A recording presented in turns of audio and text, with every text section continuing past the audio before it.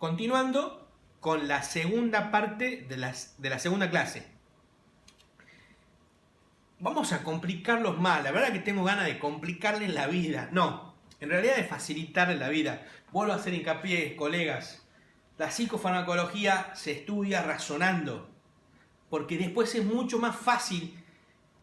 ¿Y por qué les explico esto? Porque el otro día, está bien, nos estamos organizando con el tema de los mails, ¿no? Con mis secretarios y mis presidentes. Pero el otro día recibí un mail en el cual una colega me decía que desde la clase 6 va a empezar a darle importancia al curso. Y yo digo, pero desde la clase 6 o desde la clase 5, pero si no sabe lo que es generalidades, va a estudiar en memoria. Y es lo que pretendo que no estudien de memoria. Desgraciadamente muchos residentes de psiquiatría estudian de memoria. Medicación, dosis, por qué lo dan y listo. Y piensan que con eso ya son médicos residentes, ya son médicos psiquiatras. Eso es error. Por lo tanto, la colega que me mandó eso está equivocada. Ojalá razone y entienda que para saber de psicofarmacología, tiene que saber de farmacología, de neuroreceptores, de receptores. Desgraciadamente puede ser un tema engorroso, pero al mismo tiempo después les facilita muchísimo el poder comprender sobre fármacos, porque es mucho más fácil. Pasamos a la segunda parte de esta segunda clase. ¿Por qué voy a hablar de receptores histamínicos? Porque de alguna forma ahora estos receptores histamínicos, después vamos a ver receptores colinérgicos, porque todo esto está relacionado a los efectos adversos de futuras medicaciones que veremos en clases. ¿Qué son los receptores histamínicos? Los receptores histamínicos son estructuras que están en diversos tejidos de nuestros organismos en donde interviene una sustancia que se llama histamina. Existen 4 tipos de receptores histamínicos, el tipo 1, 2, 3 y 4. El que nos interesa es el receptor histamínico tipo 1. Es el único. Es el único en donde viene una sustancia que se llama histamina y que interactúa, siendo un agonista total con el receptor histamínico tipo 1, por ejemplo, que puede estar localizado a nivel de los bronquios, provocando broncoconstricción. Los bronquios se me cierran, los bronquios de los pulmones se me cierran y eso me produce falta de aire o disnea. O bien, puede venir la histamina a los receptores histamínicos H1 del revestimiento de las arterias que se llama endotelio. Y acá, al contrario, me produce vasodilatación. Abre las arterias. Vasodilatación, me abre las arterias. Y si me abre las arterias, va a producir una disminución de la presión arterial. Si hay vasodilatación, va a haber más sangre. Por lo tanto, si hay más sangre, por ejemplo, va a haber cuadros de conjuntivitis, ronchas en la piel, rinitis, cuadros de alergia. Va a venir la histamina, va a interactuar con el receptor de histamina H1 en el músculo liso del intestino delgado. Y ahí va a provocar una relajación del intestino delgado.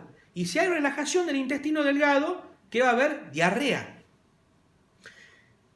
Va a venir el receptor de histamina, va a venir la histamina, va a interactuar con el receptor de histamina H1 a nivel del hipotálamo, que va a provocar disminución del apetito. Va a venir la histamina, va a interactuar con el receptor H1 del cerebro. Y acá es importante, va a provocar un aumento de la vigilia, un estado de alerta. A nivel de la piel, la histamina, interactuando con su receptor H1, provoca en unas células que están en la piel, que se llaman mastocitos, la liberación de más histamina. Eso produce dolor, prurito, descamación, la formación de enfermedades dermatológicas como psoriasis, vitíligo. Bueno, ¿qué pasa en el caso de encontrar psicofármacos que ustedes lean en el prospecto que dice que tiene efecto antihistamínico? O sea, lo contrario de lo que vimos acá, que bloquean la función de la histamina. En primer lugar, si dice que tiene una función de bloqueo antihistamínico, son antagonistas de los receptores H1. No dejan que la histamina interactúe con el receptor H1. Entonces, ¿Va a haber broncoconstricción? No, va a haber broncodilatación. Broncodilatación. El paciente va a respirar mejor. ¿Va a ser un efecto adverso? Y puede ser un efecto bueno para el paciente. Va a empezar a respirar mejor. Muchos antidepresivos corrigen asma. ¿Qué va a pasar con las arterias? ¿Va a haber vasodilatación? No. Va a haber vasoconstricción. Desgraciadamente puede haber un aumento de la presión arterial. Muchos antidepresivos corrigen cuadros de alergia. No va a haber conjuntivitis, ni ronchas, ni rinitis. Cuando ustedes lean que hay antidepresivos u otros fármacos que tienen efectos antihistamínicos, ¿va a provocar relajación o va a provocar una contracción del intestino delgado? Contracción.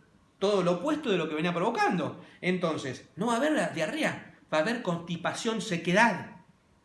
El paciente no va a ir al baño y se va a quejar. Va a haber constipación. Y acá quiero que prestemos atención porque es donde son los efectos más adversos que se presentan en la práctica en el uso de antidepresivos. Si la histamina interactuaba en el hipotálamo con su receptor y disminuía de apetito, disminuía el paciente de apetito, no tenía apetito, y disminuía de peso. Si esa medicación tiene un efecto antihistamínico, es antagonista de la histamina, es antagonista de ese receptor, ¿qué va a pasar con ese paciente? Va a aumentar de apetito, posiblemente va a aumentar de peso por ese aumento del apetito. A nivel del cerebro, si a nivel del cerebro la histamina aumentaba el estado de alerta, aumentaba la vigilia, si es bloqueante, si es antagonista de la histamina, va a provocar un estado de confusión. El paciente se va a estar durmiendo, va a estar sedado. Hay muchos antidepresivos y acá quiero destacar que esa sedación puede ser usado como un efecto terapéutico. Hay antidepresivos que pueden usarse por ese efecto sedativo como un efecto terapéutico. Por ejemplo, la paroxetina, la mirtazapina. Pero desgraciadamente también es cierto que puede ser un efecto adverso de antidepresivos. El paciente está dormido durante todo el día. Y a nivel de la piel, por eso no siempre, ¿se acuerdan de la clasificación entre efectos adversos y efectos colaterales? Hay efectos adversos que pueden ser usados como efectos terapéuticos. Acá en la piel, ¿qué pasaba cuando venía la histamina a la piel? Liberaba mastocitos, y cuando liberaba mastocitos, no liberaba, sino cuando rompía los mastocitos, ¿qué hacía? Liberaba histamina. ¿Y qué pasaba con la histamina? Producía dolor, prurito, descamación y inclusive hasta podía empeorar un proceso de psoriasis o provocar una psoriasis de novo, o sea, una psoriasis que el paciente no tenía. Bueno, hay antidepresivos que tienen un efecto antihistamínico, paroxetina, mirtazapina, entre otros, sobre todo la mirtazapina y la paroxetina, que corrigen psoriasis, mejoran la psoriasis, mejoran cuadros de alergia. ¿Por qué? Porque tienen un efecto antihistamínico. En resumen, cuando ustedes vean que una medicación tiene efecto antihistamínico, es un antagonista de los receptores histamínicos. Den por hecho que esa medicación va a estar aumentando de apetito al paciente. Por lo tanto, hay que decirle, haga ejercicios. Haga ejercicio. No, el aumento del apetito tiene que sí o sí llevar a un aumento de peso. Por lo tanto, se le tiene que decir al paciente, vaya, haga ejercicios, dé vueltas a la manzana. Trate de no manejar porque seguramente va a estar dormido. Por lo tanto, ese antidepresivo no lo tiene que dar durante el día, se lo tiene que dar durante la noche. Fijen todas las variables que hay que tener en cuenta a la hora de medicar. Hay efectos adversos que pueden ser utilizados como efectos terapéuticos, son efectos colaterales. Pacientes depresivos con psoriasis, vienen muy bien antidepresivos que tienen efectos antihistamínicos. Por ejemplo, paroxetina o mirtazapina.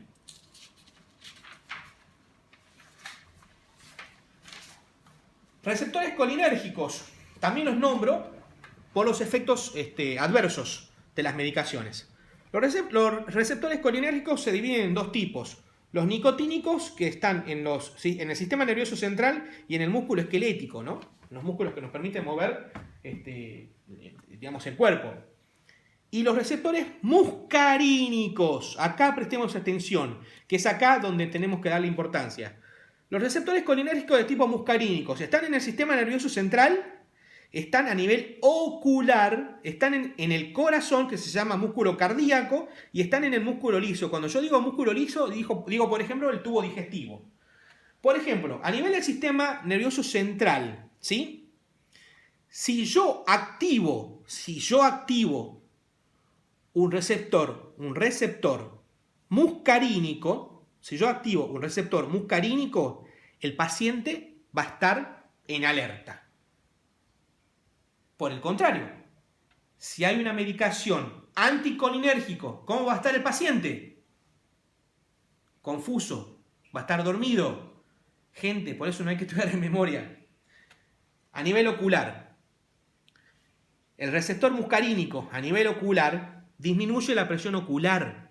Por lo tanto, hay que preguntarle al paciente, cuando se medica, siempre, primero hay que fijarse si tiene un efecto anticolinérgico. Supongamos que estamos dando una medicación anticolinérgica. Primero, hay que preguntarle al paciente, ¿tiene algún antecedente oftalmológico? ¿Tiene antecedentes familiares de glaucoma? ¿Cómo está su presión ocular? ¿Por qué? Porque si tiene esa medicación un efecto anticolinérgico, yo voy a estar aumentando su presión ocular.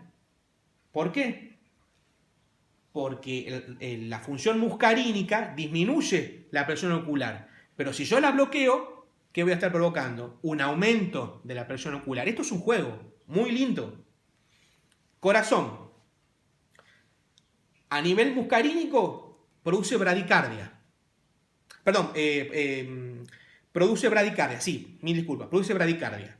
Si yo bloqueo con una medicación que es anticolinérgica, antimuscarínica, ¿qué voy a estar provocando? Lo contrario, un aumento de la frecuencia cardíaca, taquicardia. Músculo liso del tubo digestivo.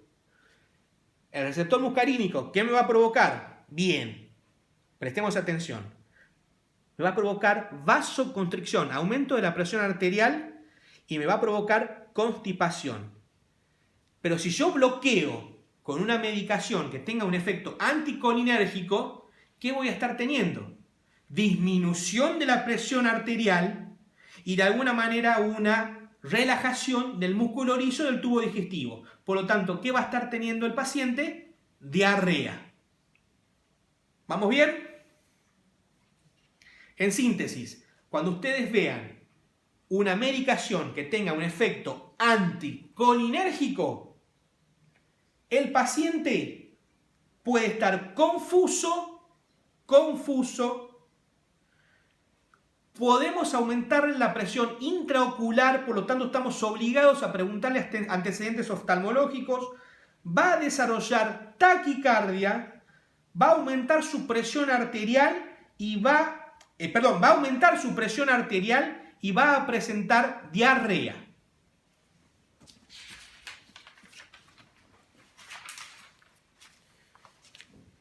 Título grande puse esto, ¿sí? Porque esto es uno de los efectos adversos que hace que el paciente deje la medicación.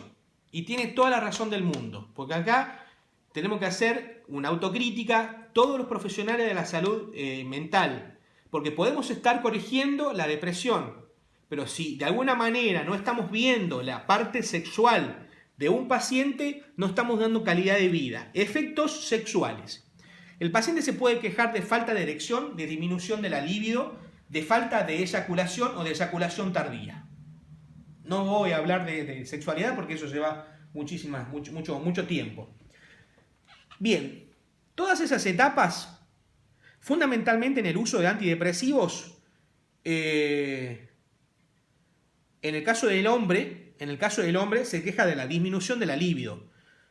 No tanto de la erección, puede decir que no es la misma potencia, pero ¿saben qué elemento se queja más el hombre? De que no eyacula o que tiene eyaculación retrógrada. La mujer sí hay una cuestión de una exigencia, y tiene toda la razón del mundo, de falta de una anorgasmia, falta de orgasmo, y de alguna forma de una disminución de la libido importante. Pero los efectos adversos sexuales son efectos adversos tardíos, cuando se usan dosis importantes de ciertos antidepresivos. Generalmente cuando se está finalizando un tratamiento. Ya voy a hablar con respecto a eso cuando hablemos de la fluoxetina. ¿Por qué se dan los efectos sexuales? Por el bloqueo o antagonismo histamínico. Y acá salió algo nuevo, muy lindo, que se llama inhibición del óxido nitroso. Que ya voy a explicar qué es eso. ¿Se acuerdan qué era la histamina? Venía la histamina, actuaba con el receptor H1 del endotelio de las arterias. ¿Qué provocaba? ¿Qué provocaba esa histamina? Vasodilatación. Las arterias, ¿qué hacían? Aumentaban de tamaño. Y si las arterias aumentan de tamaño, llegan a los órganos genitales, ¿qué? Más sangre. Por lo tanto, clítoris, cuerpos cavernosos, van a tener más sangre. Eso hace la histamina. El óxido nitroso. El óxido nitroso es un compuesto también liberado por el endotelio de las arterias. Cumple lo mismo. Vasodilatación de las arterias. Agranda el diámetro de las arterias. Llega más sangre a los órganos genitales, a las zonas erógenas. Y por lo tanto, va a haber más potencia en la erección, va a haber mayor eyaculación en la mujer, mayor erección en cuanto al clítoris.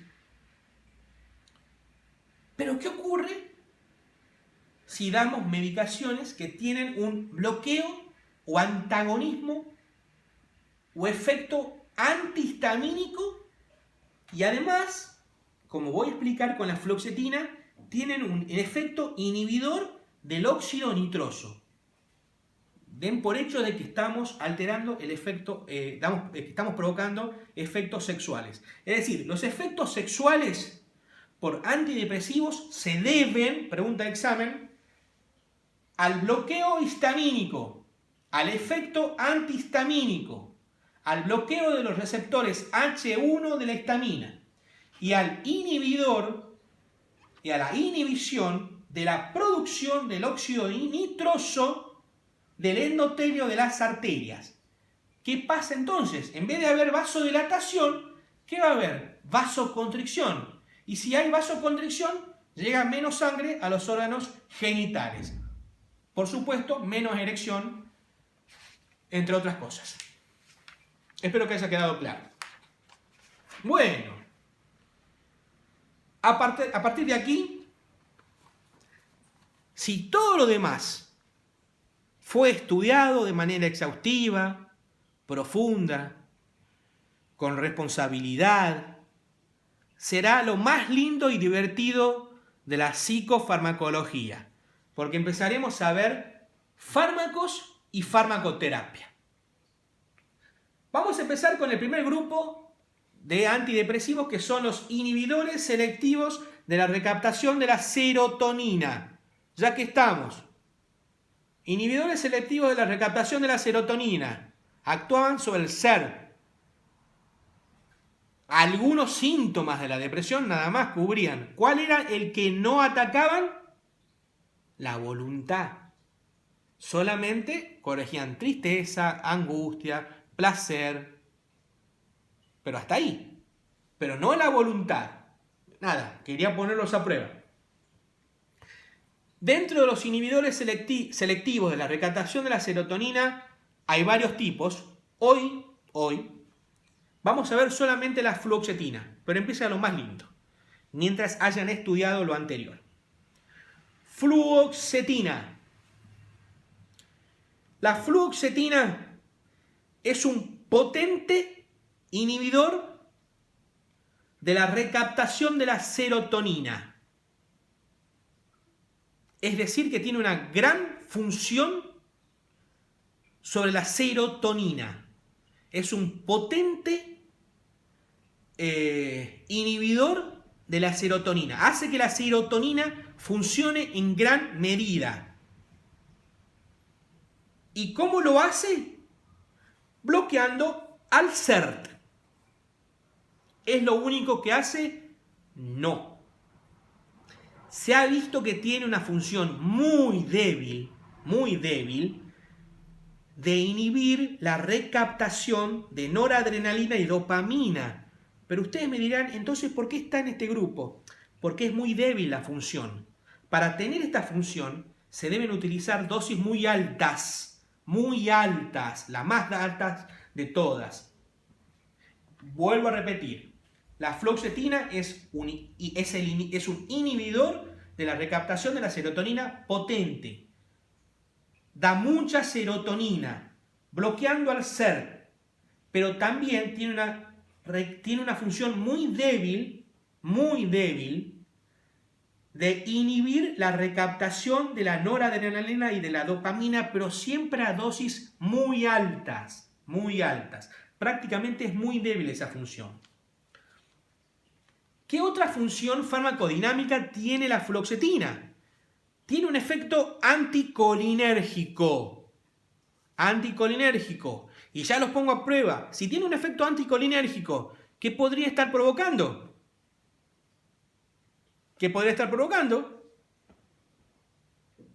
Taquicardia, aumento de la presión arterial,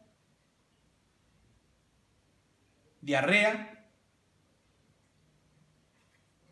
¿Qué más? Aumento de la presión intraocular. Por lo tanto, hay que preguntarle al paciente antecedentes oftalmológicos. Por eso es importante, gente, que sepamos lo anterior. Entonces no me digan que a partir de la clase 6 voy a empezar a estudiar esto. Se me ríen acá atrás. Porque sabiendo todo lo anterior, esto es fácil. Tiene un efecto anticolinérgico. Y además es un inhibidor del óxido nitroso. Si es un inhibidor del óxido nitroso, al que me dijo que va a estudiar de la clase 6, no va a saber que la fluoxetina, si es un inhibidor del óxido nitroso, va a producir efectos adversos de tipo sexuales. Ahora, ya que estamos, ¿la fluoxetina va a engordar? Al que me dijo que va a estudiar a partir de la clase 6, y no lo va a saber. No va a engordar. ¿Por qué no va a engordar? Porque no tiene un efecto antihistamínico. Se me ríen atrás. Vamos de vuelta, porque esto es muy lindo. La fluoxetina es un potente inhibidor de la recaptación de la serotonina. Tiene una gran función de la serotonina. Una débil función de la recaptación de la noradrenalina y de las dopaminas. Simplemente para que actúen la noradrenalina y la dopamina, se tiene que tener dosis muy altas, como de 80 miligramos aproximadamente de la fluoxetina.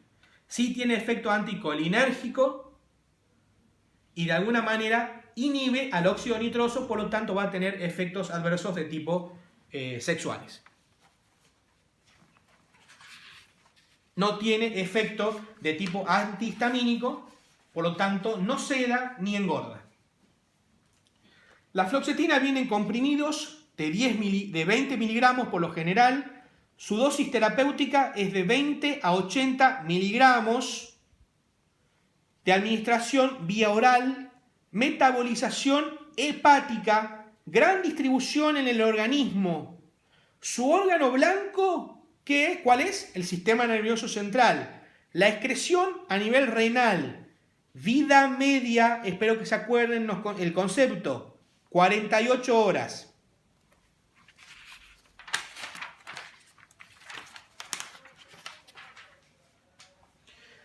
Dosificación. ¿Cómo se da la fluoxetina? Si no tiene un efecto antihistamínico, no va a sedar. Tiene un efecto anticolinérgico. Por lo tanto, de alguna manera va a activar. Y además tiene un buen efecto, un potente efecto serotoninérgico. Entonces, ¿lo voy a dar a la mañana o lo voy a dar a la noche? Lo voy a dar a la mañana. Muy bien, Agustín. Lo voy a dar a la mañana. A la mañana, con el desayuno. Porque facilita la absorción. Y además también, como toda medicación, va a raspar la mucosa gástrica e intestinal y es como todo antidepresivo, en las primeras 48 horas hay que avisarle al paciente que va a tener efectos gastrointestinales, por ejemplo, reflujo gastroesofágico, dolor abdominal, diarrea no es frecuente, pero bueno, hay que avisarle, igual que puede haber diarrea, dolor abdominal, reflujo gastroesofágico, y estar muy en contacto por celular con el paciente, que ante cualquier duda lo llame. ¿Cómo se empieza a dosificar? En el adulto joven se empieza con la mitad de la dosis, con 10, con medio comprimido, durante 4 días. La dosis mínima efectiva es 20. Yo empiezo con medio comprimido durante 4 días. Al 5.º día recién aumento a un comprimido. Y ahí, bueno, ya empiezo a ver de acuerdo a la respuesta clínica del paciente. La dosis mínima efectiva recién es 20 miligramos. Ahora, en niños, en ancianos, en pacientes con alguna alteración hepática o en pacientes con alguna alteración renal. ¿Por qué? Porque se metaboliza en el hígado y se excreta a nivel renal. La dosificación es diferente. Comienzo con menos dosis. No comienzo con medio, comienzo con un cuarto de la fluoxetina. Y recién aumento a medio, no al 4.º día, sino al 10.º día. Generalmente los aumentos de la dosis de la fluoxetina se hace cada 12 semanas. Puede ser antes. Todo eso depende de la práctica, de la calle y de la experiencia y de la teoría y de la formación de cada psiquiatra. Dosis altas de la fluoxetina es de 60 a 80 miligramos. Generalmente se lo usa en el trastorno obsesivo compulsivo. Dosis altas de la fluoxetina. Acuérdense que la dosis terapéutica va de 20 a 80. Cuando se usa dosis altas 60 a 80, se lo usa en el TOC.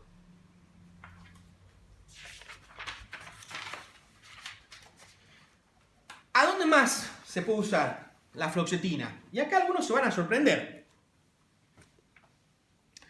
La fluoxetina es de elección en los niños junto con la sertralina. La fluoxetina es de elección en las embarazadas junto con la sertralina. La fluoxetina es de elección en las puérperas y en las lactantes junto con la sertralina.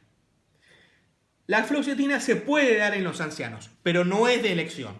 Es de elección otro antidepresivo, que es el escitalopram, pero se puede dar en los pacientes adultos mayores.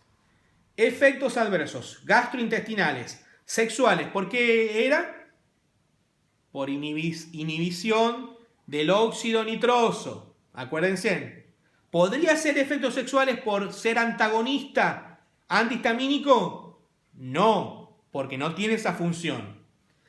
Muchas preguntas del examen van a ser de este tipo. Acá puse acaticia. ¿Qué es la acaticia? La acaticia es, no me puedo quedar quieto, doctor. No puedo mantenerme quieto. Ni mis piernas no pueden mantenerse quietas. Necesito estar constantemente parado. Necesito estar constantemente moviéndome. Generalmente la acaticia es un fenómeno que se da más con los antipsicóticos. Pero también se puede dar con la fluoxetina a dosis altas. Es la necesidad de que el paciente mueva constantemente los pies. Eso se ha visto con la fluoxetina. En un 30% de los pacientes disminuye el apetito. No es un antidepresivo que engorda porque no tiene un efecto antihistamínico. Puede haber pérdida de peso. Una cosa es que disminuye el apetito, pero también puede haber pérdida de peso con la fluoxetina. Usos especiales. La asociación de un antipsicótico como la olanzapina, generalmente a dosis de 7,5, más fluoxetina a la dosis mínima de 20, se lo utiliza como estabilizador para paciente bipolar. Lo mismo se puede usar el aripiprazol con fluoxetina. El aripiprazol es otro antipsicótico como la olanzapina, como estabilizador para el trastorno bipolar. Pero generalmente hoy, de elección en el protocolo para pacientes bipolares, la asociación de olanzapina, que es un antipsicótico, a esta dosis, más la fluoxetina a esta dosis, se lo puede usar como estabilizador para pacientes bipolares. ¿Qué pasa cuando la fluoxetina da efectos adversos sexuales? Acá dice suspender el fin de semana como primera opción. Es una opción riesgosa. Pero ¿por qué podríamos suspender el fin de semana? A ver, yo les dejo picando esa pregunta. Yo puse acá vida media de 48 horas. La vida media era el tiempo que permanece en la sangre, el 50% de la dosis que se administró.